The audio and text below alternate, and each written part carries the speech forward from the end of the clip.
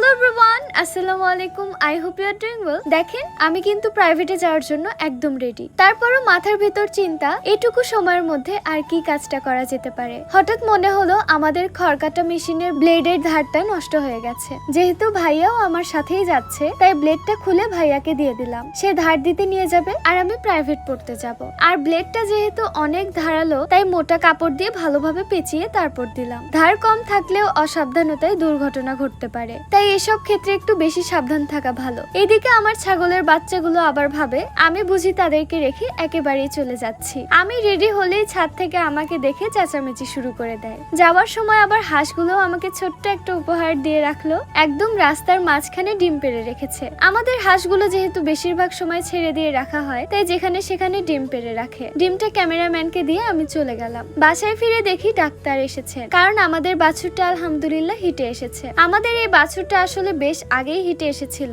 তবে বাছুরের হিট আসার ক্ষেত্রে খাবার, শরীরের বৃদ্ধি, ওজন, জাত অনেক কিছুই গুরুত্বপূর্ণ। পর্যাপ্ত ও সুষম খাবার না পেলে প্রজনন সংক্রান্ত বিষয়গুলো দেরি হতে পারে। আলহামদুলিল্লাহ আমাদের বাছুরগুলোর খাবারের দিকে আমরা বেশ ভালোভাবে খেয়াল রাখি। তবে এত অল্প বয়সে বিজি দেওয়ার ব্যাপারে আমরা নিজেরা সিদ্ধান্ত নিইনি, ডাক্তারের পরামর্শ নিয়ে এগিয়েছি। আমাদের এই বাছুরটার বয়স এখন 11 মাস এবং ওজন প্রায় 300 কেজি। সে 9 মাস বয়সে হিটে এসেছিল, কিন্তু ডাক্তারের পরামর্শ নিয়ে আমরা 2 বার মিস দিয়ে 11 মাসে নিয়ে এসে তাকে বীজ দিচ্ছি। আর ওর বোন আদিবাকে তো অনেকেই চেনেন, সে 2 বছর পূর্ণ হওয়ার আগেই বাচ্চা দিয়েছে। আসলে খামারে একটা বিষয় আমি বারবার বলি, খাবারটাই হচ্ছে বেসিক। দুধ বৃদ্ধি, শরীরের কন্ডিশন, প্রজনন সবকিছুর পেছনে সঠিক খাবারের বড় একটা ভূমিকা আছে। তবে কখন বীজ দেওয়া যাবে সেটা শুধু বয়স বা ওজন দেখে নয়, জাত, শারীরিক পরিপক্কতা এবং পশু চিকিৎসকের পরামর্শ অনুযায়ী সিদ্ধান্ত নেওয়াই ভালো। এরপর আসি আমাদের এই কবুতরের বাচ্চাটার কাছে। ওর মা নতুন করে ডিম দিয়েছে, তাই বাচ্চাটাকে আগের মতো নিচ্ছে না। বাচ্চাটা নিজে নিজে কিছুটা উঠতে পারে, কিন্তু এখনো পুরোপুরি স্বাবলম্বী হয়ে ওঠেনি, তাই আমরা ওকে ধরে ধরে খাওয়াচ্ছি।